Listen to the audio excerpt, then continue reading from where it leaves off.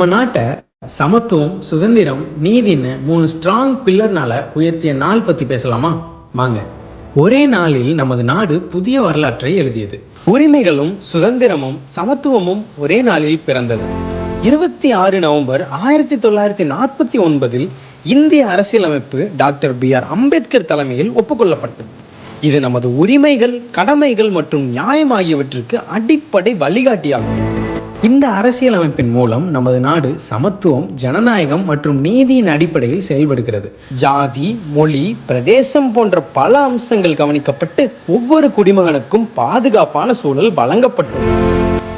2015 இந்திய அரசு அதிகாரப்பூர்வமாக கான்ஸ்டிடியூஷன் டே, அதாவது சட்டம் நாள் என்று அறிவித்தது. ஒவ்வொரு ஆண்டும் நவம்பர் 26ஆம் தேதி நாட்டளாவிய முறையில் கொண்டாடத் தொடங்கியது. இந்த கான்ஸ்டிடியூஷன் டேயில் டாக்டர் B.R. அம்பேத்கரின் கனவுகளை நினைவு கூறுங்கள். உங்கள் உரிமைகள் மற்றும் கடமைகள் குறித்து உணர்ந்து சட்டத்தை மதித்து நியாயமான, சமத்துவமான சமூகத்தை நாம் அனைவரும் உருவாக்குவோம்.